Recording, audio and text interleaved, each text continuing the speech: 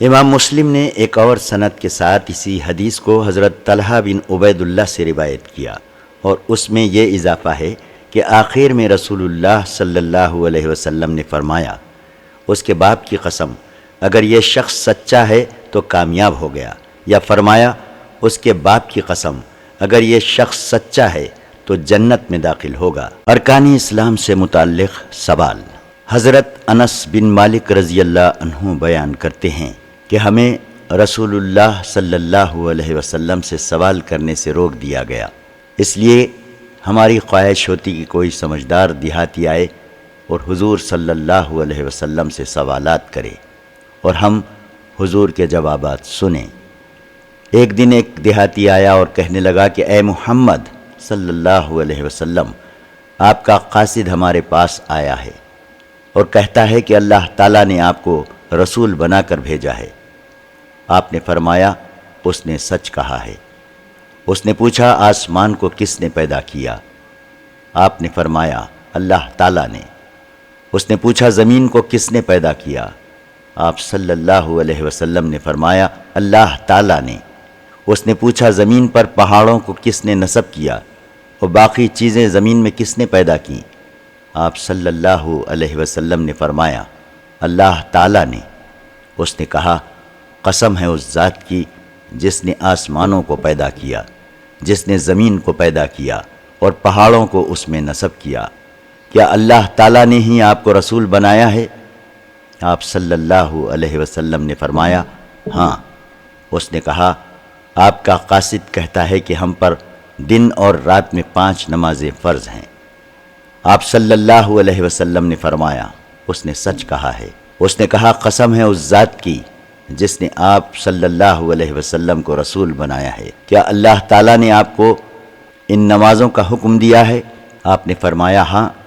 اس نے کہا آپ کا قاصد کہتا ہے کہ ہم پر ہمارے اموال میں زکوٰۃ بھی فرض ہے۔ آپ صلی اللہ علیہ وسلم نے فرمایا اس نے سچ کہا۔ اس نے پوچھا قسم ہے اس ذات کی جس نے آپ کو رسول بنایا، کیا اللہ تعالیٰ نے آپ کو اس بات کا حکم دیا ہے؟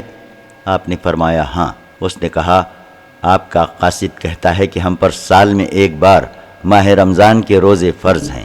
آپ صلی اللہ علیہ وسلم نے فرمایا اس نے سچ کہا۔ اس نے کہا میں آپ کو اس ذات کی قسم دیتا ہوں جس نے آپ کو رسول بنایا ہے، کیا آپ کو اللہ تعالیٰ نے اس بات کا حکم دیا ہے؟ آپ نے فرمایا ہاں۔ اس نے کہا آپ کا قاصد کہتا ہے کہ ہم میں سے جو شخص حج کرنے کی طاقت رکھتا ہو اس پر حج فرض ہے۔ آپ صلی اللہ علیہ وسلم نے فرمایا اس نے سچ کہا۔ حضرت انس رضی اللہ عنہ کہتے ہیں کہ وہ دیہاتی چلا گیا اور جاتے ہوئے کہہ رہا تھا کہ قسم ہے اس ذات کی جس نے آپ کو حق دے کر بھیجا ہے، نہ میں ان احکام میں اپنی طرف سے کچھ زیادتی کروں گا اور نہ کمی۔ رسول اللہ صلی اللہ علیہ وسلم نے فرمایا اگر یہ سچا ہے تو ضرور جنت میں داخل ہوگا۔ امام مسلم ایک اور سند کے ساتھ بیان کرتے ہیں کہ حضرت انس رضی اللہ عنہ نے فرمایا قرآن کریم میں ہمیں رسول اللہ صلی اللہ علیہ وسلم سے سوالات کرنے سے روک دیا گیا تھا، اور باقی حدیث حسب سابق بیان کی۔ ایمان کے جس درجے سے جنت کے دخول کا استحقاق ہے اور جس نے احکام پر عمل کیا وہ جنت میں داخل ہو جائے گا۔ اس بارے میں حضرت ابو ایوب انصاری رضی اللہ عنہ بیان کرتے ہیں کہ رسول اللہ صلی اللہ علیہ وسلم ایک سفر میں تشریف لے جا رہے تھے۔ اچانک ایک دیہاتی آیا اور آپ کی اونٹنی کی نکیل پکڑ کر کہنے لگا یا رسول اللہ صلی اللہ علیہ وسلم، وہ چیز بتائیے جو مجھ کو جنت کے قریب اور دوزخ سے دور کر دے۔ رسول اللہ صلی اللہ علیہ وسلم یہ بات سن کر رک گئے اور اپنے اصحاب کی طرف دیکھ کر فرمایا اس شخص کو اس سوال کی من جانب اللہ سے توفیق ملی ہے۔ اس کے بعد آپ نے اس شخص کی طرف متوجہ ہو کر فرمایا تم نے کیا کہا تھا؟ اس شخص نے اپنا سوال دہرایا۔ پھر رسول اللہ صلی اللہ علیہ وسلم نے فرمایا اللہ تعالیٰ کی عبادت کرو اور کسی کو اس کا شریک نہ بناؤ، نماز قائم کرو، زکوٰۃ ادا کرو اور صلہ رحمی کرو، اب اونٹنی کی نکیل چھوڑ دو۔ امام مسلم نے ایک اور سند کے ساتھ حضرت ابو ایوب انصاری کی بعینہ یہی روایت ذکر فرمائی ہے۔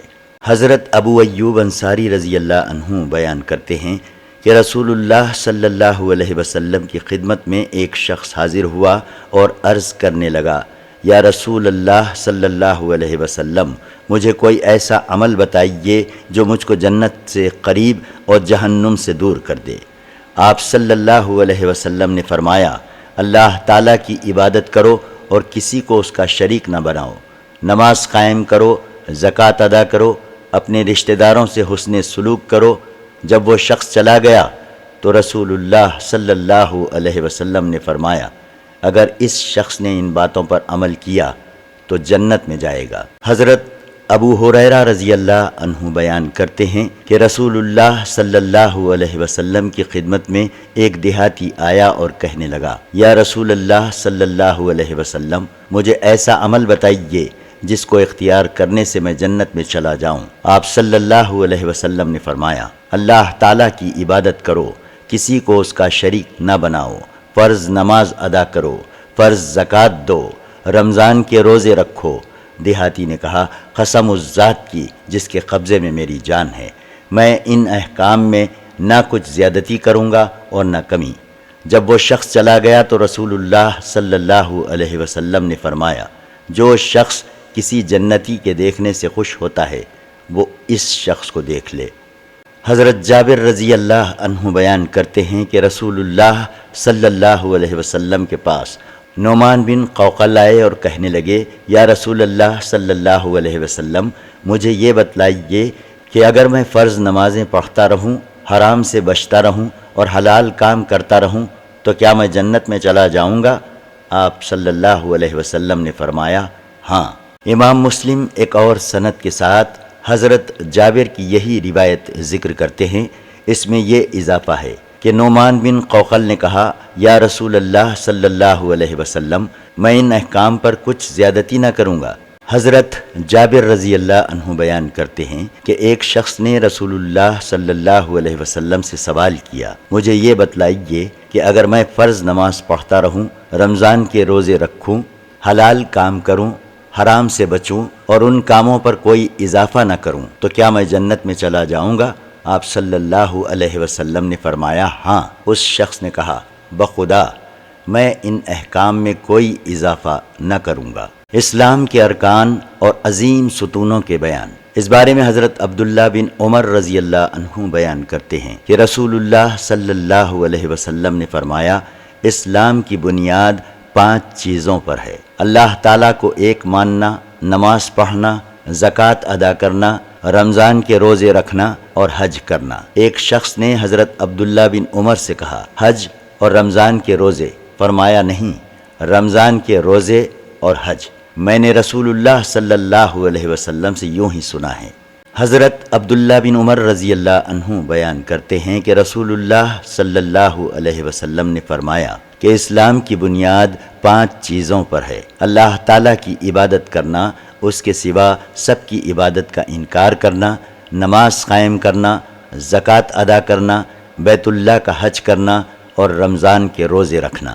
حضرت عبداللہ بن عمر رضی اللہ عنہ بیان کرتے ہیں کہ رسول اللہ صلی اللہ علیہ وسلم نے فرمایا کہ اسلام کی بنیاد 5 چیزوں پر ہے، اللہ تعالیٰ کے ایک ہونے اور محمد صلی اللہ علیہ وسلم کے اللہ کے بندے اور اس کے رسول ہونے کی گواہی دینا، نماز قائم کرنا، زکوٰۃ ادا کرنا، بیت اللہ کا حج کرنا اور رمضان کے روزے رکھنا۔ حضرت عبداللہ بن عمر رضی اللہ عنہ سے ایک شخص نے سوال کیا، آپ جہاد کیوں نہیں کرتے؟ آپ نے کہا کہ میں نے رسول اللہ صلی اللہ علیہ وسلم سے سنا ہے، آپ صلی اللہ علیہ وسلم فرما رہے تھے، اسلام کی بنیاد 5 چیزوں پر ہے، اللہ تعالیٰ کی توحید کی گواہی دینا، نماز قائم کرنا، زکوٰۃ ادا کرنا، رمضان کے روزے رکھنا اور بیت اللہ کا حج کرنا۔ اللہ تعالیٰ اور اس کے رسول صلی اللہ علیہ وسلم پر ایمان لانے، احکام شریعت پر عمل کرنے، ان کو یاد رکھنے اور ان کی دعوت دینے اور تبلیغ کرنے کا حکم۔ اس بارے میں حضرت عبداللہ بن عباس رضی اللہ عنہ بیان کرتے ہیں کہ رسول اللہ صلی اللہ علیہ وسلم کی خدمت میں عبد القیس کا وفد حاضر ہوا اور عرض کیا، یا رسول اللہ صلی اللہ علیہ وسلم، ہمارے اور آپ کے درمیان قبیلہ مضر کے کفار حائل ہیں اور ہم صرف حرمت والے مہینوں میں آپ کی خدمت میں حاضر ہو سکتے ہیں، لہٰذا آپ ہمیں کسی ایسی چیز کا حکم دیجئے جس پر ہم خود بھی عمل کریں اور اپنے قبیلے کے لوگوں کو بھی اس پر عمل کرنے کی دعوت دیں۔ رسول اللہ صلی اللہ علیہ وسلم نے فرمایا، میں تم کو 4 چیزوں کا حکم دیتا ہوں اور 4 چیزوں سے روکتا ہوں۔ اللہ پر ایمان لانا۔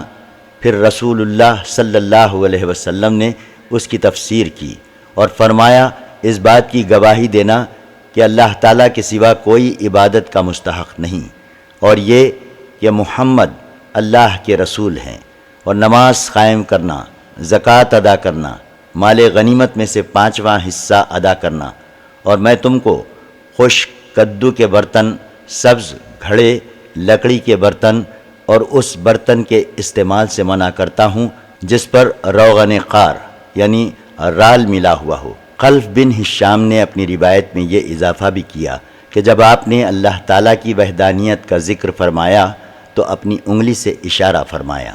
ابو جمرہ بیان کرتے ہیں کہ میں حضرت ابن عباس رضی اللہ عنہ اور دوسرے لوگوں کے درمیان ترجمانی کیا کرتا تھا۔ ایک دفعہ ایک عورت آئی اور اس نے حضرت ابن عباس سے گھڑے میں بنے ہوئے نبیذ کے بارے میں سوال کیا۔ حضرت ابن عباس نے فرمایا کہ رسول اللہ صلی اللہ علیہ وسلم کی خدمت میں عبد القیس کا وفد حاضر ہوا۔ رسول اللہ صلی اللہ علیہ وسلم نے فرمایا، یہ لوگ کون ہیں؟ ان لوگوں نے کہا، ربیہ۔ آپ نے فرمایا، ان لوگوں کو خوش آمدید ہو، یہ لوگ یہاں شرمندہ اور نادم نہیں ہوں گے۔ ان لوگوں نے عرض کیا کہ ہم لوگ آپ کی خدمت میں بہت دور سے آئے ہیں۔ حضور صلی اللہ علیہ وسلم، ہمارے اور آپ کے درمیان قبیلہ مضر کے کفار حائل ہیں، اس لیے ہم حرمت والے مہینوں کے علاوہ اور کسی مہینے میں آپ کی خدمت میں حاضر نہیں ہو سکتے، لہٰذا آپ ہمیں کوئی فیصلہ کن بات بتا دیجئے جس کی تبلیغ ہم اپنے قبیلے کے لوگوں کو بھی کریں اور ہم جنت میں داخل ہو جائیں۔ حضرت ابن عباس نے کہا،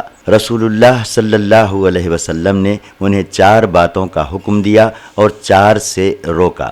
رسول اللہ صلی اللہ علیہ وسلم نے ان کو خدائے واحد پر ایمان لانے کا حکم دیا اور فرمایا، کیا تمہیں خدائے واحد پر ایمان لانے کا مطلب معلوم ہے؟ انہوں نے عرض کیا، اللہ اور اس کا رسول ہی زیادہ جانتے ہیں۔ آپ صلی اللہ علیہ وسلم نے فرمایا، اس بات کی گواہی دینا کہ اللہ تعالیٰ کے سوا اور کوئی عبادت کا مستحق نہیں، اور یہ کہ محمد صلی اللہ علیہ وسلم اللہ کے رسول ہیں۔ نماز قائم کرنا، زکوٰۃ ادا کرنا، رمضان کے روزے رکھنا اور مال غنیمت سے 5واں حصہ ادا کرنا، اور ان کو خشک کدو سے بنائے ہوئے برتن، سبز گھڑے اور روغن قار ملے ہوئے برتن کے استعمال سے روکا۔ شعبہ نے لکڑی کے برتن کا بھی ذکر کیا۔ حضور صلی اللہ علیہ وسلم نے فرمایا، ان باتوں کو خود بھی یاد رکھو اور اپنے قبیلے کے لوگوں تک پہنچا دو۔ ابو بکر ابن شیبہ نے اپنی روایت میں لکڑی کے برتن کا ذکر نہیں کیا۔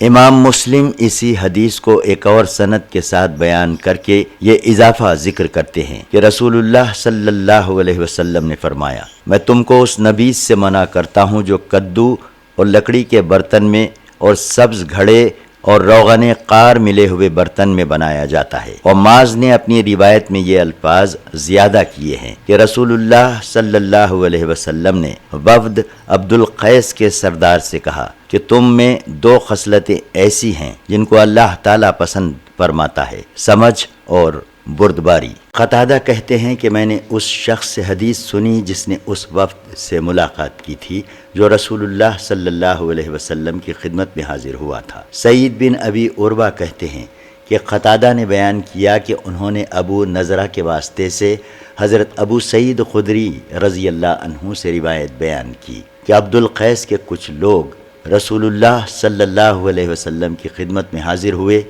عرض کیا کہ رسول اللہ صلی اللہ علیہ وسلم، ہم قبیلے ربیہ سے ہیں اور ہمارے اور آپ کے درمیان قبیلے مضر کے کفار حائل ہیں، اس لیے حرمت والے مہینوں کے علاوہ اور کسی مہینے میں حاضری ہمارے لیے ممکن نہیں ہے، لہٰذا آپ صلی اللہ علیہ وسلم ہم کو ایسا حکم دیجئے جو ہم اپنے قبیلے تک پہنچائیں اور ہم خود بھی اس پر عمل کر کے جنت میں داخل ہوں۔ رسول اللہ صلی اللہ علیہ وسلم نے فرمایا کہ میں تم کو 4 چیزوں کا حکم دیتا ہوں اور 4 چیزوں سے روکتا ہوں۔ اللہ تعالیٰ کی عبادت کرو اور کسی کو اس کا شریک مت بناؤ، نماز قائم کرو، زکوٰۃ ادا کرو، رمضان کے روزے رکھو، مال غنیمت سے 5واں حصہ ادا کرو، اور 4 چیزوں سے تم کو روکتا ہوں، ان کا استعمال مت کرو: خشک کدو کے بنائے ہوئے برتن، سبز گھڑے، لکڑی کے برتن اور روغن قار ملے ہوئے برتن۔ ان لوگوں نے عرض کیا: حضور صلی اللہ علیہ وسلم، آپ کو معلوم ہے کہ لکڑی کا برتن کیسا ہوتا ہے؟ رسول اللہ صلی اللہ علیہ وسلم نے فرمایا: کیوں نہیں، تم لکڑی کو کھوکھلا کر کے اس میں کھجور بھگو دیتے ہو۔ راوی کو شک ہے کہ کھجوریں فرمایا یا چھوہارے، اور جب اس کا کچا پانی جوش کھا کر ٹھہر جاتا ہے تو پھر تم اس کو پیتے ہو، جس کے نشے کا یہ اثر ہوتا ہے یہاں تک کہ تم میں سے ایک شخص اپنے چچا زاد کو تلوار سے قتل کر ڈالتا ہے۔ وفد میں سے ایک شخص تھا جس کو اسی وجہ سے زخم لگا تھا، اور اس نے رسول اللہ صلی اللہ علیہ وسلم سے شرم کی وجہ سے اپنا زخم چھپایا ہوا تھا۔ اس نے کہا: میں نے عرض کیا یا رسول اللہ صلی اللہ علیہ وسلم، پھر ہم کس قسم کے برتنوں میں پیا کریں؟ آپ صلی اللہ علیہ وسلم نے فرمایا: چمڑے کی ان مشکوں میں پیو جن کے منہ بندے ہوئے ہوں۔ اہل وفد نے عرض کیا: یا نبی اللہ صلی اللہ علیہ وسلم، ہمارے علاقے میں چوہے بکثرت ہیں، وہاں چمڑے کے مشکیزے وغیرہ نہیں رہ سکتے۔ یہ سن کر رسول اللہ صلی اللہ علیہ وسلم نے فرمایا: انہی برتنوں میں پیو اگر چوہے کاٹ ڈالیں۔ پھر رسول اللہ صلی اللہ علیہ وسلم نے عبد القیس کے سردار سے فرمایا: تمہارے اندر 2 خصلتیں ہیں جن کو اللہ تعالیٰ پسند فرماتا ہے، سمجھ اور بردباری۔ امام مسلم نے قتادہ کی اسی حدیث کو ایک اور سند کے ساتھ بیان کیا جس میں کچھ لفظی تغیر ہے۔ کھجوروں کو پانی میں ڈالنے کے لیے تغزفون کی جگہ تزیفون کا لفظ ہے، اور اس میں راوی سعید کا یہ قول بھی نہیں کہ اس کو شک ہے کہ حضور نے کھجوروں کا ذکر کیا تھا یا چھواروں کا۔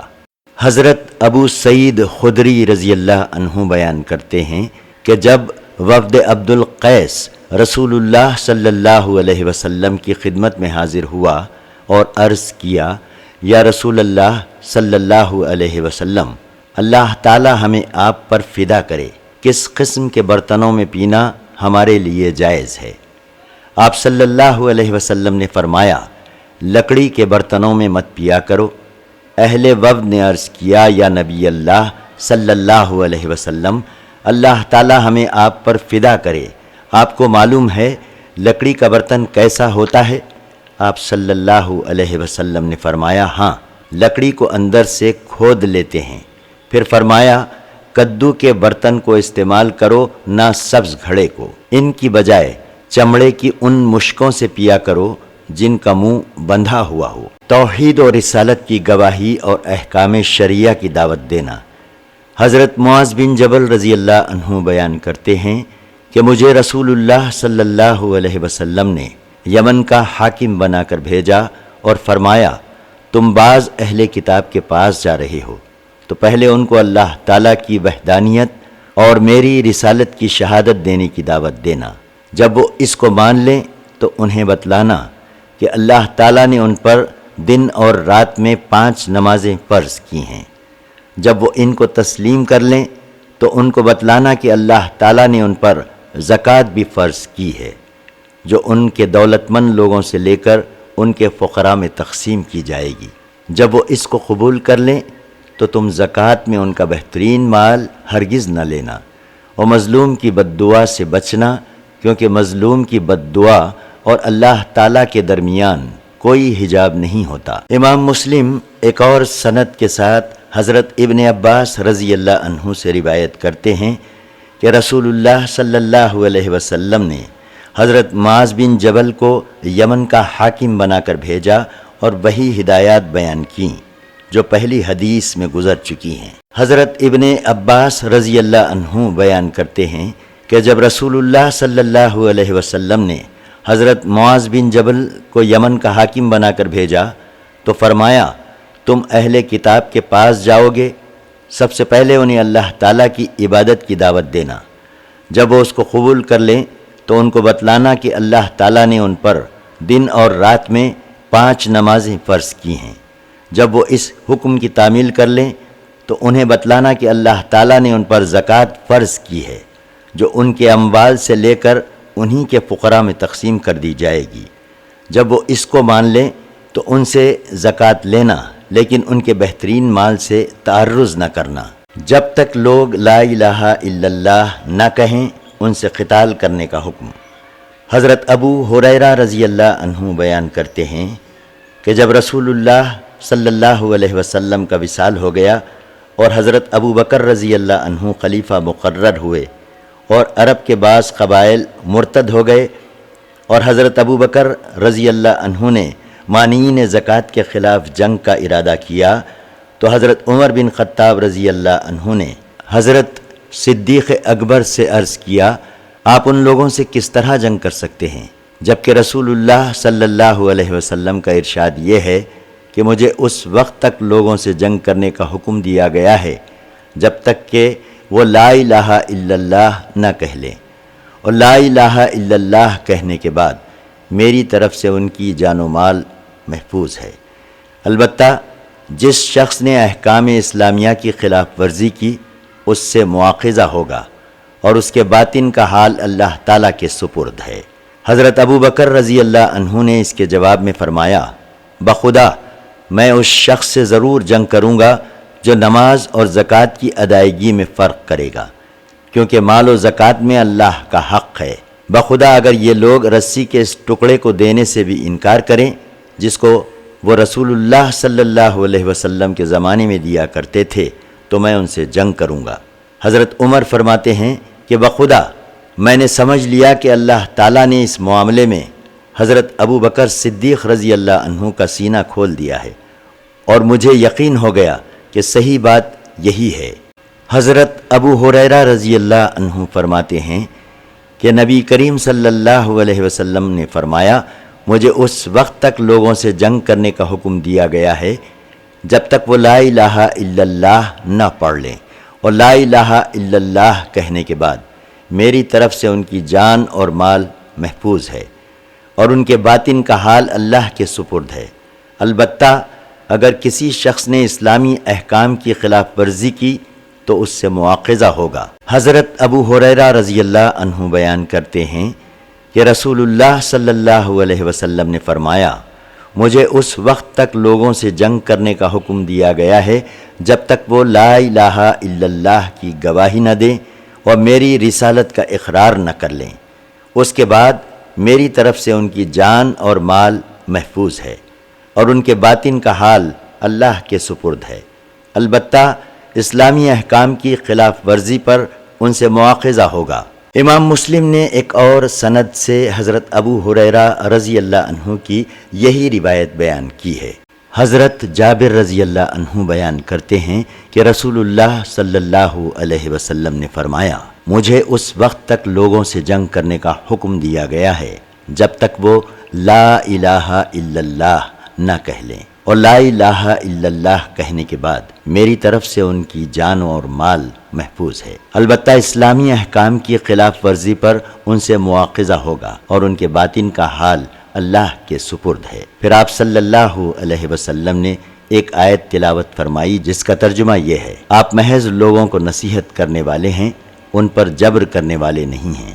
حضرت عبداللہ بن عمر رضی اللہ عنہ بیان کرتے ہیں کہ رسول اللہ صلی اللہ علیہ وسلم نے فرمایا کہ مجھے اس وقت تک لوگوں سے جنگ کرنے کا حکم دیا گیا ہے جب تک کہ وہ اللہ تعالیٰ کی توحید اور محمد صلی اللہ علیہ وسلم کی رسالت کی گواہی نہ دیں اور نماز اور زکوٰۃ کو ادا نہ کریں، اس کے بعد میری طرف سے ان کی جانیں اور اموال محفوظ ہیں۔ البتہ اسلامی احکام کی خلاف ورزی پر ان سے مواخذہ ہوگا اور ان کے باطن کا حال اللہ تعالیٰ کے سپرد ہے۔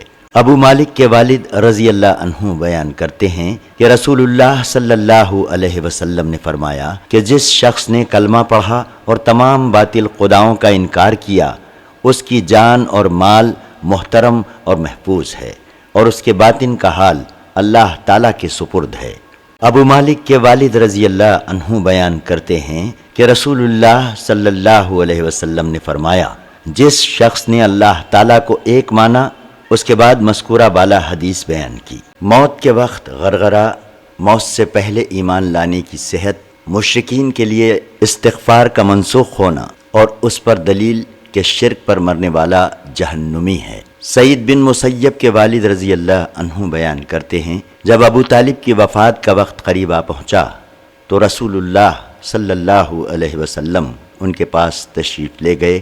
اس وقت ابو طالب کے پاس ابو جہل اور عبداللہ بن ابی امیہ بھی موجود تھے۔ رسول اللہ صلی اللہ علیہ وسلم نے فرمایا، اے چچا، ایک بار لا الہ الا اللہ کہو تو میں تمہارے حق میں اسلام کی گواہی دوں گا۔ ابو جہل اور عبداللہ بن ابی امیہ کہنے لگے، اے ابو طالب، کیا تم اپنے باپ عبد المطلب کی ملت کو چھوڑ رہے ہو؟ رسول اللہ صلی اللہ علیہ وسلم مسلسل ابو طالب کو کلمہ پڑھنے کی تلقین کرتے رہے۔ بہرحال ابو طالب نے جو آخری الفاظ کہے وہ یہ تھے، میں اپنے باپ عبد المطلب کی ملت پر ہوں، اور لا الہ الا اللہ کہنے سے انکار کر دیا۔ رسول اللہ صلی اللہ علیہ وسلم نے فرمایا، بخدا میں اس وقت تک تمہارے لیے مغفرت کی دعا کرتا رہوں گا جب تک اللہ تعالیٰ اس سے روک نہ دے۔ اس لیے اللہ تعالیٰ نے یہ آیت نازل فرمائی جس کا ترجمہ ہے، اے نبی صلی اللہ علیہ وسلم اور مسلمانوں کے لیے مشرکین کی مغفرت کی دعا کرنا جائز نہیں، خواہ وہ ان کے رشتہ دار کیوں نہ ہوں، جبکہ ان کا جہنمی ہونا معلوم ہو چکا ہو۔ اور ابو طالب کے بارے میں یہ آیت بھی نازل فرمائی جس کا ترجمہ ہے، ہر وہ شخص جس کو آپ چاہیں آپ اس میں ہدایت جاری نہیں کر سکتے، البتہ اللہ تعالیٰ جس کے حق میں چاہتا ہے ہدایت پیدا فرما دیتا ہے، اور وہ ہدایت پانے والوں سے بخوبی واقف ہے۔ حضرت ابو ہریرہ یا حضرت ابو سعید خدری رضی اللہ عنہما نے بیان فرمایا کہ غزوہ تبوک کے سفر میں لوگوں کو سخت بھوک لگی ہوئی تھی۔ صحابہ کرام نے عرض کیا، یا رسول اللہ صلی اللہ علیہ وسلم، اگر آپ ہمیں اجازت دیں تو ہم پانی لانے والے اونٹوں کو ذبح کر کے کھا لیں اور چربی کا تیل بنا لیں۔ رسول اللہ صلی اللہ علیہ وسلم نے اجازت دے دی۔ اتنے میں حضرت عمر آ گئے اور عرض کیا، یا رسول اللہ صلی اللہ علیہ وسلم، اگر آپ نے ایسا کیا تو سواریاں کم ہو جائیں گی، البتہ آپ لوگوں کا بچا ہوا کھانا منگوا لیجئے اور اس پر برکت کی دعا کیجئے، اللہ تعالیٰ سے امید ہے کہ وہ برکت عطا فرمائے گا۔ رسول اللہ صلی اللہ علیہ وسلم نے فرمایا، ٹھیک ہے، اور ایک چمڑے کا دسترخوان بچھا دیا، پھر لوگوں کا بچا ہوا کھانا منگوایا۔ کوئی شخص اپنی ہتھیلی میں جوار اور کوئی کھجوریں اور کوئی روٹی کے ٹکڑے لیے چلا آ رہا تھا۔ یہ سب چیزیں مل کر بہت تھوڑی مقدار میں جمع ہوئیں۔ رسول اللہ صلی اللہ علیہ وسلم نے برکت کی دعا فرمائی، پھر رسول اللہ صلی اللہ علیہ وسلم نے فرمایا کہ سب اپنے اپنے برتنوں میں کھانا بھر لیں۔ چنانچہ تمام لوگوں نے اپنے اپنے برتن بھر لیے، یہاں تک کہ لشکر کے تمام برتن بھر گئے، اور سب نے مل کر کھانا کھایا اور سیر ہو گئے، اور کھانا پھر بھی بچ گیا۔ رسول اللہ صلی اللہ علیہ وسلم نے یہ دیکھ کر فرمایا، میں گواہی دیتا ہوں کہ اللہ تعالیٰ کے سوا کوئی عبادت کا مستحق نہیں، اور یہ کہ میں اللہ تعالیٰ کا رسول ہوں، اور جو شخص بھی اس کلمے پر یقین کے ساتھ اللہ تعالیٰ سے ملاقات کرے گا وہ شخص جنتی ہوگا۔ حضرت عبادہ بن صامت رضی اللہ عنہ بیان فرماتے ہیں کہ رسول اللہ صلی اللہ علیہ وسلم نے فرمایا، جو شخص کلمہ شہادت پڑھے اور اس بات کی گواہی دے کہ حضرت عیسیٰ علیہ السلام اللہ تعالیٰ کے بندے، اس کی بندی مریم کے بیٹے ہیں، اور اس کا وہ کلمہ ہیں جس کو اس نے حضرت مریم کی طرف القا کیا تھا، اور اللہ تعالیٰ کی پسندیدہ روح ہیں، اور یہ کہ جنت حق ہے اور دوزخ حق ہے، تو اللہ تعالیٰ اس کو جنت کے 8 دروازوں میں سے جس دروازے سے وہ چاہے گا اس کو جنت میں داخل کر دے گا۔ امام مسلم نے یہی حدیث ایک اور سند سے بھی ذکر کی ہے جس کے آخر میں یہ ہے کہ اس کے عمل جیسے بھی ہوں اللہ تعالیٰ اسے جنت میں داخل کر دے گا، اور اس روایت میں 8 دروازوں میں سے جس سے چاہے کا ذکر نہیں ہے۔ سنابحی بیان کرتے ہیں کہ میں حضرت عبادہ بن صامت کی عیادت کے لیے گیا۔ حضرت عبادہ نزا کی حالت میں تھے، میں انہیں دیکھ کر رونے لگا۔ انہوں نے فرمایا، روتے کیوں ہو؟ بخدا اگر مجھے گواہ بنایا گیا تو میں تمہارے حق میں گواہی دوں گا، اور اگر مجھے شفیع بنایا گیا تو میں تمہارے حق میں شفاعت کروں گا، اور اگر مجھے قدرت ہوئی تو تم کو ضرور نفع پہنچاؤں گا۔ اس کے بعد فرمایا، میں نے ایک حدیث کے علاوہ رسول اللہ صلی اللہ علیہ وسلم سے سنی ہوئی تمام احادیث تم کو سنا دی، اور وہ حدیث بھی آج تم کو سنا دیتا ہوں، کیونکہ یہ میرا آخری وقت ہے۔ رسول اللہ صلی اللہ علیہ وسلم نے فرمایا کہ جس شخص نے لا الہ الا اللہ محمد الرسول اللہ کی گواہی دی، اللہ تعالیٰ اس پر جہنم کی آگ حرام کر دے گا۔ حضرت معاذ بن جبل رضی اللہ عنہ بیان کرتے ہیں کہ ایک سفر میں رسول اللہ صلی اللہ علیہ وسلم کی سواری پر آپ کے پیچھے بیٹھا ہوا تھا۔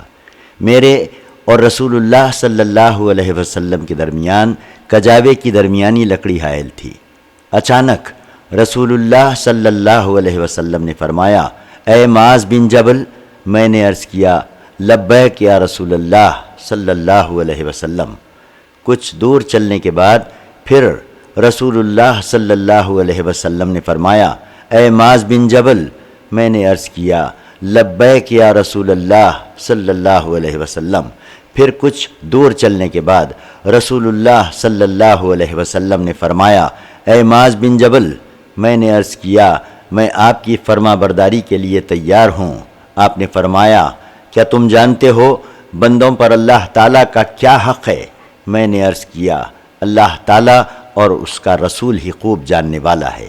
آپ صلی اللہ علیہ وسلم نے فرمایا، بندوں پر اللہ تعالیٰ کا حق یہ ہے کہ وہ اللہ تعالیٰ ہی کی عبادت کریں اور کسی کو اس کا شریک نہ بنائیں۔ اس کے بعد حضور کچھ دیر تک سفر کرتے رہے، پھر فرمایا، اے معاذ بن جبل۔ میں نے عرض کیا، لبیک، میں آپ کے احکام کی اطاعت کے لیے حاضر ہوں یا رسول اللہ صلی اللہ علیہ وسلم۔ فرمایا، تمہیں معلوم ہے جب بندے یہ احکام بجا لائیں تو ان کا اللہ تعالیٰ پر کیا حق ہے؟ میں نے عرض کیا، اللہ اور اس کا رسول ہی خوب جانتا ہے۔ فرمایا، بندوں کا اللہ تعالیٰ پر حق یہ ہے کہ اللہ انہیں عذاب نہ دے۔ حضرت معاذ بن جبل رضی اللہ عنہ بیان کرتے ہیں کہ میں عفیر نامی دراز گوش پر رسول اللہ صلی اللہ علیہ وسلم کے ساتھ سوار تھا۔ حضور صلی اللہ علیہ وسلم نے فرمایا، اے معاذ، کیا تم جانتے ہو کہ اللہ تعالیٰ کا بندوں پر اور بندوں کا اللہ تعالیٰ پر کیا حق ہے؟ میں نے عرض کیا، اللہ اور اس کا رسول ہی خوب جاننے والا ہے۔ فرمایا، اللہ تعالیٰ کا بندوں پر حق یہ ہے کہ وہ اس کی عبادت کریں اور کسی کو اس کا شریک نہ بنائیں، اور اللہ تعالیٰ پر بندوں کا حق یہ ہے کہ وہ ان کو عذاب نہ دے جنہوں نے کسی کو اس کا شریک نہیں ٹھہرایا۔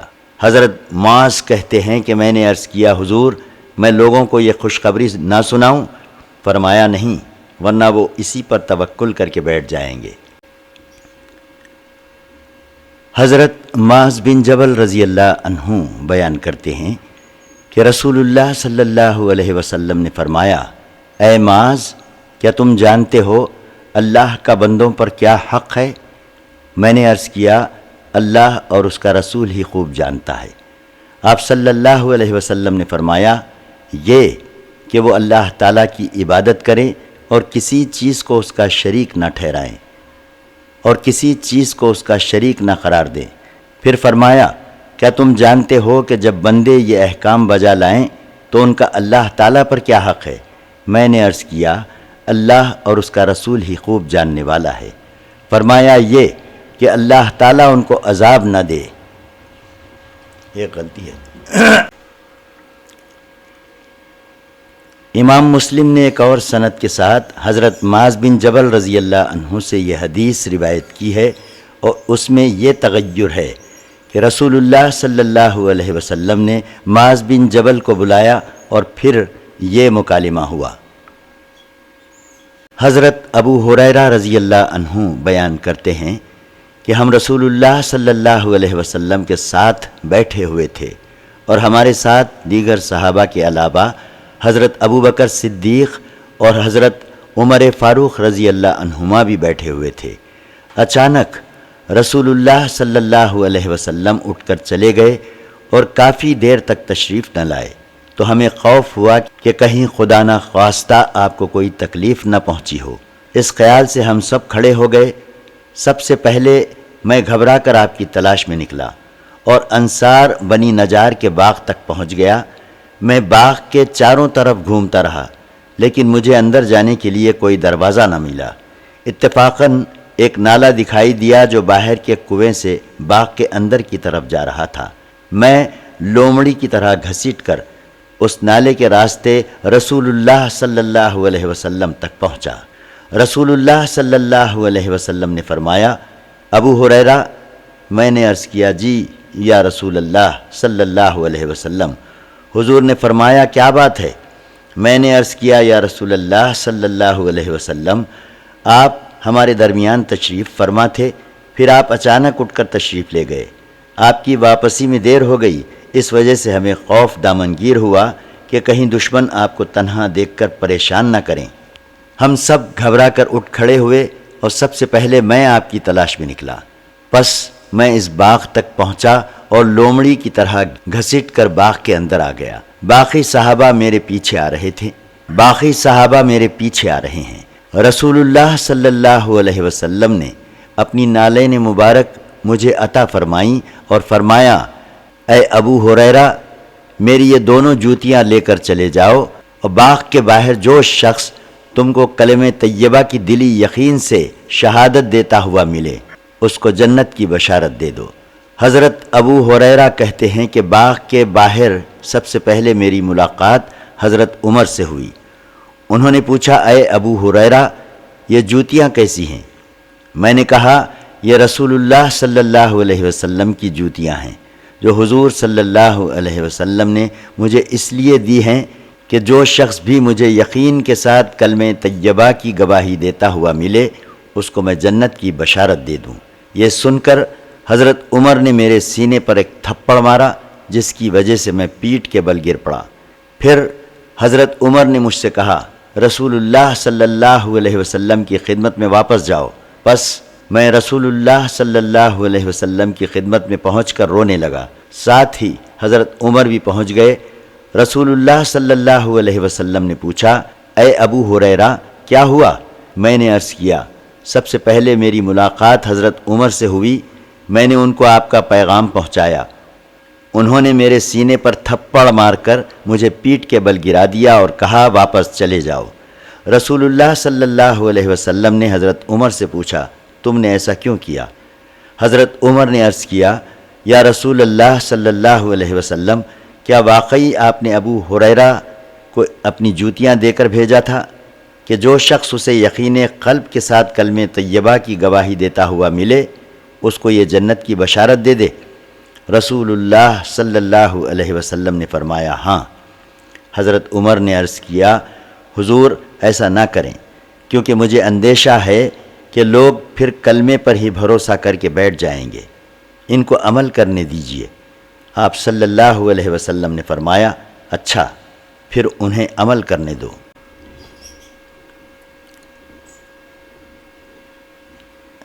حضرت انس بن مالک رضی اللہ عنہ بیان کرتے ہیں کہ رسول اللہ صلی اللہ علیہ وسلم ایک سواری پر سوار تھے اور حضرت معاذ بن جبل آپ کے پیچھے بیٹھے ہوئے تھے۔ حضور صلی اللہ علیہ وسلم نے فرمایا، یا معاذ۔ حضرت معاذ نے کہا، لبیک یا رسول اللہ صلی اللہ علیہ وسلم۔ آپ نے پھر فرمایا، یا معاذ۔ حضرت معاذ نے کہا، لبیک یا رسول اللہ صلی اللہ علیہ وسلم۔ آپ نے پھر فرمایا، اے معاذ۔ حضرت معاذ بن جبل نے کہا، لبیک یا رسول اللہ صلی اللہ علیہ وسلم۔ آپ نے فرمایا، جو شخص اس بات کی گواہی دے کہ اللہ تعالیٰ کے سوا کوئی عبادت کا مستحق نہیں، اور یہ کہ محمد اللہ کے بندے اور رسول ہیں، اللہ تعالیٰ اس شخص کو دوزخ پر حرام کر دے گا۔ حضرت معاذ نے عرض کیا کہ حضور، میں لوگوں کو یہ خوشخبری نہ سنا دوں؟ آپ صلی اللہ علیہ وسلم نے فرمایا، پھر لوگ اس پر اعتماد کر کے بیٹھ جائیں گے۔ پھر حضرت معاذ نے موت کے وقت گناہ سے بچنے کے لیے یہ حدیث بیان کر دی۔ حضرت انس بن مالک رضی اللہ عنہ کہتے ہیں کہ مجھ سے محمود بن ربی نے کہا کہ مدینہ میں میری ملاقات ادبان بن مالک رضی اللہ عنہ سے ہوئی۔ میں نے کہا، میں نے آپ کی روایت کردہ ایک حدیث سنی ہے، وہ مجھے براہ راست سنائیے۔ حضرت ادبان نے کہا کہ میری آنکھوں میں کچھ تکلیف واقع ہو گئی تھی، اس لیے میں نے رسول اللہ صلی اللہ علیہ وسلم کی خدمت میں پیغام بھیجا کہ حضور، میری تمنا ہے کہ آپ میرے گھر تشریف لا کر کسی جگہ نماز پڑھ لیں تاکہ میں اس جگہ کو نماز پڑھنے کے لیے متعین کر لوں۔ حضرت ادبان نے کہا کہ پھر رسول اللہ صلی اللہ علیہ وسلم چند صحابہ کے ساتھ میرے گھر تشریف لائے۔ رسول اللہ صلی اللہ علیہ وسلم نماز میں مشغول ہو گئے اور صحابہ آپس میں باتیں کرنے لگے۔ دوران گفتگو مالک بن دخشم کا بھی ذکر کیا گیا۔ لوگوں نے اسے مغرور اور متکبر کہا اور یہ خواہش ظاہر کی کہ حضور اس کے حق میں ہلاکت کی دعا فرمائیں۔ رسول اللہ صلی اللہ علیہ وسلم نے نماز سے فارغ ہو کر ان سے پوچھا کہ کیا مالک بن دخشم اس بات کی گواہی نہیں دیتا کہ اللہ تعالیٰ کے سوا کوئی عبادت کا مستحق نہیں اور میں اللہ تعالیٰ کا رسول ہوں؟ صحابہ نے کہا وہ زبانی تو کہتا ہے لیکن دل سے نہیں کہتا۔ آپ صلی اللہ علیہ وسلم نے فرمایا جو شخص بھی اس بات کی گواہی دے گا کہ اللہ تعالیٰ کے سوا کوئی عبادت کا مستحق نہیں اور میں اللہ کا رسول ہوں، وہ دوزخ میں داخل ہوگا، نہ دوزخ اسے کھائے گی۔ حضرت انس کہتے ہیں کہ یہ حدیث مجھے بہت اچھی معلوم ہوئی۔ میں نے اپنے بیٹے سے کہا اس کو لکھ لو، تو انہوں نے اس حدیث کو لکھ لیا۔ حضرت انس بن مالک رضی اللہ عنہ کہتے ہیں مجھے اتبان بن مالک رضی اللہ عنہ نے بتایا کہ وہ نابینا ہو گئے تھے، اس وجہ سے انہوں نے رسول اللہ صلی اللہ علیہ وسلم کی خدمت میں پیغام بھیجا کہ میرے مکان پر تشریف لا کر نماز پڑھنے کے لیے ایک جگہ متعین کر دیجیے۔ جب حضور صلی اللہ علیہ وسلم تشریف لائے تو حضرت اتبان بن مالک کے خاندان کے لوگ آئے، لیکن مالک بن دخشم نہیں آئے۔ باقی حدیث حسب سابق۔ حضرت عباس بن عبد المطلب رضی اللہ عنہ بیان کرتے ہیں کہ رسول اللہ صلی اللہ علیہ وسلم نے فرمایا جو شخص اللہ تعالیٰ کو رب، اسلام کو دین اور محمد صلی اللہ علیہ وسلم کو نبی مان کر راضی ہو وہ مومن ہے، خواہ وہ گناہ کبیرہ کا ارتکاب کرے۔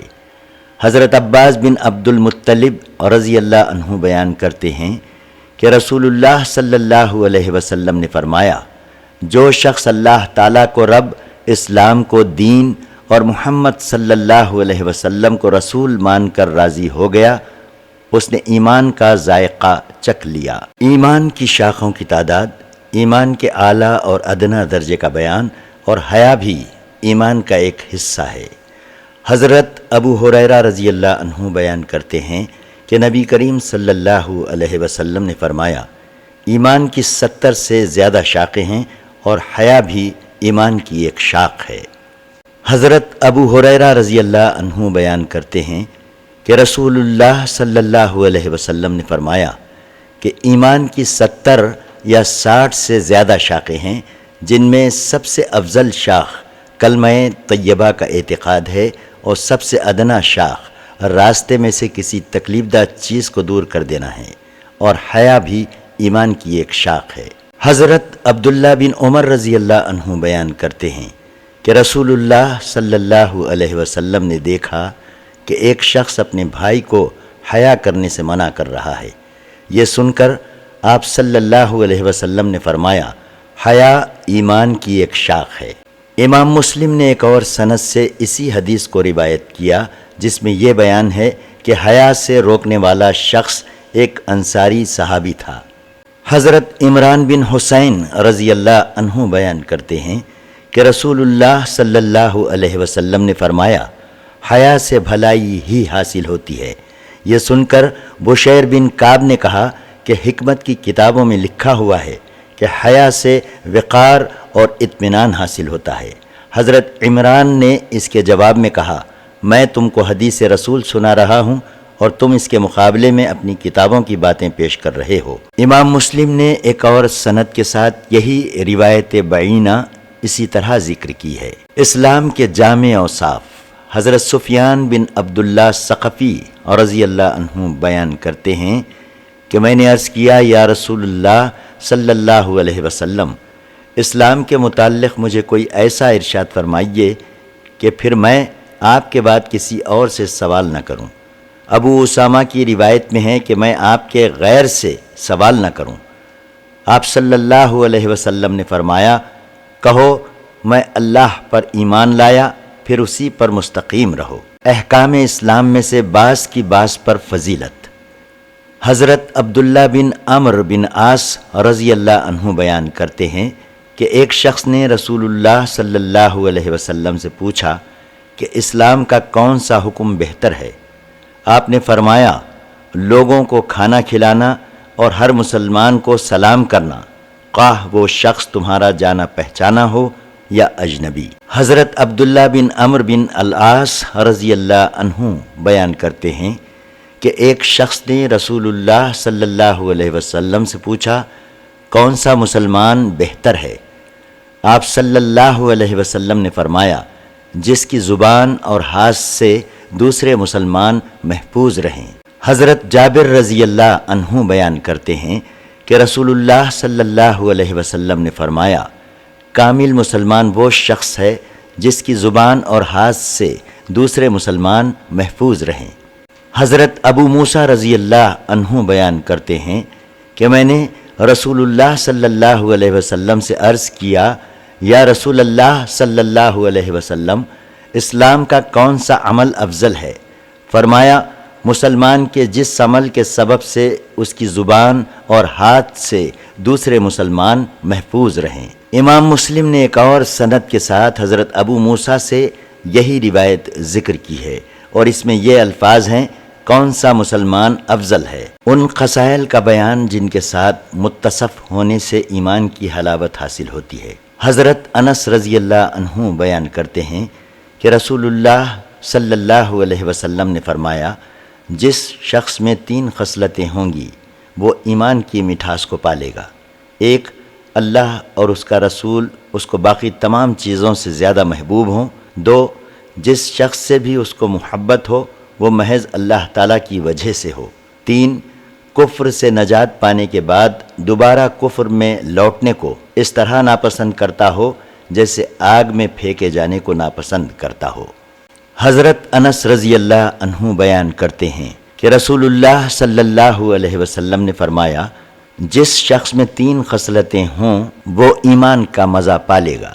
1، جس شخص سے محبت کرے محض اللہ کے لیے کرے۔ 2، اللہ اور اس کا رسول اس کو سب سے زیادہ محبوب ہوں۔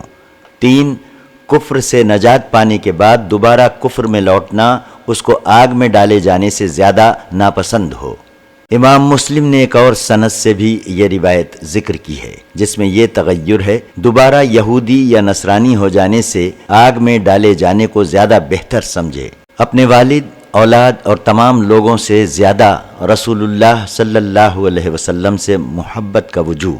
حضرت انس رضی اللہ عنہ بیان کرتے ہیں کہ رسول اللہ صلی اللہ علیہ وسلم نے فرمایا، کوئی شخص مومن نہیں ہو سکتا جب تک کہ میں اس کے نزدیک اس کے اہل، اس کے مال اور تمام لوگوں سے زیادہ محبوب نہ ہو جاؤں۔ حضرت انس بن مالک رضی اللہ عنہ بیان کرتے ہیں کہ رسول اللہ صلی اللہ علیہ وسلم نے فرمایا، تم میں سے کوئی شخص مومن نہیں ہو سکتا جب تک کہ میں اس کے نزدیک اس کی اولاد، اس کے والد اور تمام لوگوں سے زیادہ محبوب نہ ہو جاؤں۔ ایمان کا تقاضا یہ ہے کہ جو اچھی چیز اپنے لیے پسند کرے وہی اپنے مسلمان بھائی کے لیے بھی پسند کرے۔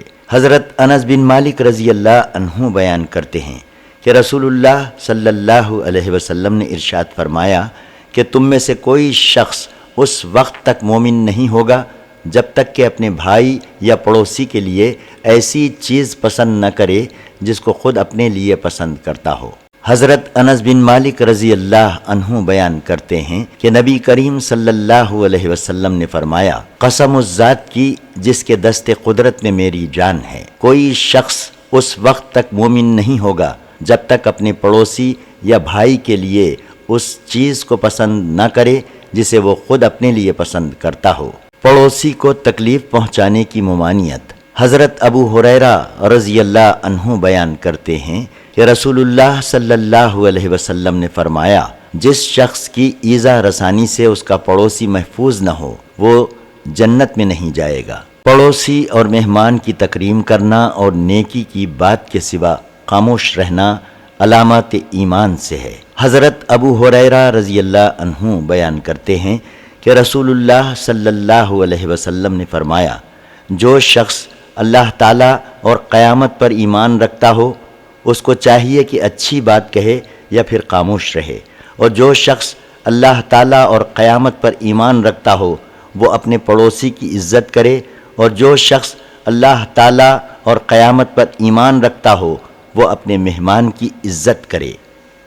حضرت ابو ہریرہ رضی اللہ عنہ بیان کرتے ہیں کہ رسول اللہ صلی اللہ علیہ وسلم نے فرمایا، جو شخص اللہ تعالیٰ اور قیامت پر ایمان رکھتا ہو وہ اپنے پڑوسی کو تکلیف نہ پہنچائے، اور جو شخص اللہ تعالیٰ اور قیامت پر ایمان رکھتا ہو وہ اپنے مہمان کی عزت کرے، اور جو شخص اللہ تعالیٰ اور قیامت پر ایمان رکھتا ہو وہ یا تو اچھی بات کہے یا خاموش رہے۔ امام مسلم نے ایک اور سند کے ساتھ حضرت ابو ہریرہ رضی اللہ عنہ سے روایت کی جس میں یہ الفاظ ہیں کہ وہ اپنے پڑوسی کے ساتھ اچھا سلوک کرے۔ حضرت ابو شریح خزائی بیان کرتے ہیں کہ رسول اللہ صلی اللہ علیہ وسلم نے فرمایا، جو شخص اللہ تعالیٰ اور قیامت پر ایمان رکھتا ہو وہ اپنے پڑوسی کے ساتھ حسن سلوک کرے، اور جو شخص اللہ تعالیٰ اور قیامت پر ایمان رکھتا ہو وہ اپنے مہمان کی عزت کرے، اور جو شخص اللہ تعالیٰ اور قیامت پر ایمان رکھتا ہو وہ یا تو اچھی بات کہے یا خاموش رہے۔ برائی سے روکنا ایمان کی علامت ہے اور ایمان میں زیادتی اور کمی ہوتی ہے۔ حضرت طارق بن شہاب رضی اللہ عنہ بیان کرتے ہیں کہ عید کے دن نماز سے پہلے جس شخص نے سب سے پہلے خطبہ دینا شروع کیا وہ مروان تھا۔ ایک شخص نے مروان کو ٹوکا اور کہا کہ نماز خطبے سے پہلے ہوتی ہے۔ مروان نے جواب دیا کہ وہ دستور اب متروک ہو چکا ہے۔ حضرت ابو سعید رضی اللہ عنہ نے کہا کہ اس شخص پر شریعت کا جو حق تھا وہ اس نے ادا کر دیا۔ میں نے خود رسول اللہ صلی اللہ علیہ وسلم کا یہ ارشاد سنا ہے کہ تم میں سے جو شخص خلاف شریعت کام دیکھے تو اپنے ہاتھوں سے اس کی اصلاح کرے، اور اگر طاقت نہ رکھتا ہو تو زبان سے اس کا رد کرے، اور اگر اس کی بھی طاقت نہ رکھتا ہو تو دل سے اس کو برا جانے، اور یہ ایمان کا کمزور ترین درجہ ہے۔ امام مسلم نے اس حدیث کی ایک اور سند ذکر کی ہے۔ برائی سے روکنا ایمان کی علامت ہے اور ایمان میں زیادتی اور کمی ہوتی ہے۔ حضرت طارق بن شہاب رضی اللہ عنہ بیان کرتے ہیں کہ عید کے دن نماز سے پہلے جس شخص نے سب سے پہلے خطبہ دینا شروع کیا وہ مروان تھا۔ ایک شخص نے مروان کو ٹوکا اور کہا کہ نماز خطبے سے پہلے ہوتی ہے۔ مروان نے جواب دیا کہ وہ دستور اب متروک ہو چکا ہے۔ حضرت ابو سعید رضی اللہ عنہ نے کہا کہ اس شخص پر شریعت کا جو حق تھا وہ اس نے ادا کر دیا۔ میں نے خود رسول اللہ صلی اللہ علیہ وسلم کا یہ ارشاد سنا ہے کہ تم میں سے جو شخص خلاف شریعت کام دیکھے تو اپنے ہاتھوں سے اس کی اصلاح کرے، اور اگر طاقت نہ رکھتا ہو تو زبان سے اس کا رد کرے، اور اگر اس کی بھی طاقت نہ رکھتا ہو تو دل سے اس کو برا جانے، اور یہ ایمان کا کمزور ترین درجہ ہے۔ امام مسلم نے اس حدیث کی ایک اور سند ذکر کی ہے۔ حضرت عبداللہ بن مسعود رضی اللہ عنہ بیان کرتے ہیں کہ رسول اللہ صلی اللہ علیہ وسلم نے فرمایا کہ اللہ تعالیٰ نے مجھ سے پہلے جس امت میں بھی جو نبی بھیجا اس نبی کے لیے اس کی امت میں سے کچھ مددگار اور اصحاب ہوتے تھے جو اپنے نبی کے طریقہ کار پر کاربند رہتے۔ پھر ان صحابہ کے بعد کچھ نالائق لوگ پیدا ہوئے جنہوں نے اپنے فعل کے خلاف قول اور قول کے خلاف فعل کیا، لہٰذا جس شخص نے ہاتھوں سے ان کے خلاف جہاد کیا وہ بھی مومن ہے، اور جس نے دل سے ان کے خلاف جہاد کیا وہ بھی مومن ہے، اور اس کے بعد رائی کے دانے برابر بھی ایمان کا کوئی درجہ نہیں ہے۔ ابو رافع کہتے ہیں کہ میں نے حضرت عبداللہ بن عمر کے سامنے یہ حدیث بیان کی تو انہوں نے اس کو نہیں مانا۔ اتفاق سے اس وقت حضرت عبداللہ بن مسعود بھی آ چکے تھے اور مدینہ کی ایک وادی قنات میں ٹھہرے ہوئے تھے۔ حضرت عبداللہ بن عمران کی عیادت کے لیے گئے اور مجھے بھی ساتھ لے گئے۔ جب ہم سب وہاں جمع ہوئے تو میں نے حضرت عبداللہ بن مسعود سے اس حدیث کے بارے میں پوچھا۔ انہوں نے وہ حدیث پھر اسی طرح سنائی جس طرح میں حضرت عبداللہ بن عمر کو سنا چکا تھا۔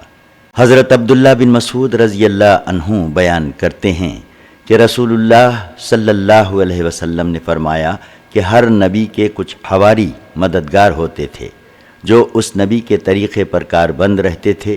باقی روایت اس سے پہلی حدیث کی طرح ہے، مگر اس میں حضرت عبداللہ بن مسعود اور حضرت عبداللہ بن عمر کی ملاقات کا ذکر نہیں ہے۔ حضرت ابو مسعود رضی اللہ تعالی عنہ بیان کرتے ہیں کہ رسول اللہ صلی اللہ علیہ وسلم نے یمن کی طرف اشارہ کر کے فرمایا، سنو، ایمان اس طرف ہے، اور شقاوت و سنگدلی مدینے کی شرقی جانب ربیہ اور مضر میں ہے، جو بکثرت اونٹ پالتے ہیں اور اونٹوں کی دموں کے پیچھے ہانکتے ہوئے جاتے ہیں۔ اس جگہ سے شیطان کی 2 سینگ نکلیں گی۔ حضرت ابو ہریرہ رضی اللہ عنہ بیان کرتے ہیں کہ رسول اللہ صلی اللہ علیہ وسلم نے فرمایا، اہل یمن آئے ہیں، ان کے دل سب سے زیادہ نرم ہیں، اور فقہ اور حکمت دونوں یمنی ہیں۔ امام مسلم نے ایک اور سند بیان کر کے فرمایا کہ اس سے بھی اسی طرح روایت منقول ہے۔ حضرت ابو ہریرہ رضی اللہ عنہ بیان کرتے ہیں کہ رسول اللہ صلی اللہ علیہ وسلم نے فرمایا، تمہارے پاس اہل یمن آئے ہیں، ان کے دل سب سے زیادہ نرم ہیں، اور فقہ اور حکمت یمنی ہیں۔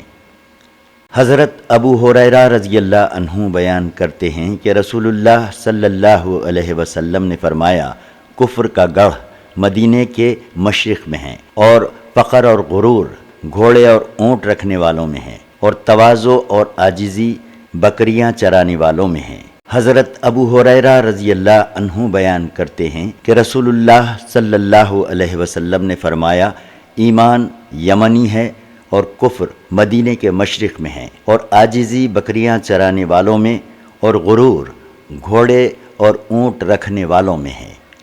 حضرت ابو ہریرہ رضی اللہ عنہ بیان کرتے ہیں کہ رسول اللہ صلی اللہ علیہ وسلم نے فرمایا، غرور اور تکبر اونٹ اور گھوڑے رکھنے والوں میں، اور عاجزی بکریاں چرانے والوں میں ہے۔ امام مسلم نے زہری سے ایسی ہی ایک سند بیان کر کے فرمایا کہ اس سند کے ساتھ روایت میں یہ اضافہ بھی ہے، ایمان اور حکمت یمنی ہیں۔ حضرت ابو ہریرہ رضی اللہ عنہ بیان کرتے ہیں کہ رسول اللہ صلی اللہ علیہ وسلم نے فرمایا، اہل یمن آئے ہیں، ان کے دل سب سے زیادہ نرم ہیں، ایمان اور حکمت یمنی ہیں، عاجزی بکریاں چرانے والوں میں ہے، اور غرور اونٹ رکھنے والوں میں ہے، جو کہ مشرق کی جانب رہتے ہیں۔ حضرت ابو ہریرہ رضی اللہ عنہ بیان کرتے ہیں کہ رسول اللہ صلی اللہ علیہ وسلم نے فرمایا، تمہارے پاس اہل یمن آئے ہیں، ان کے دل سب سے زیادہ نرم ہیں، ایمان اور حکمت یمنی ہیں، اور کفر کا گڑھ مدینے کے مشرق میں ہے۔ امام مسلم نے ایک اور سند بیان کی، اس میں آخری جملہ نہیں ہے۔ امام مسلم نے ایک اور سند بیان کی اور بتلایا کہ اس سند کے ساتھ روایت میں یہ الفاظ بھی ہیں، غرور اور تکبر اونٹ رکھنے والوں میں، اور عاجزی اور وقار بکریاں رکھنے والوں میں ہے۔ حضرت جابر بن عبداللہ رضی اللہ عنہ بیان کرتے ہیں کہ شقاوت اور سنگدلی مدینے کے مشرق میں ہے، اور ایمان اہل حجاز میں ہے۔ جنت میں صرف مومنین داخل ہوں گے۔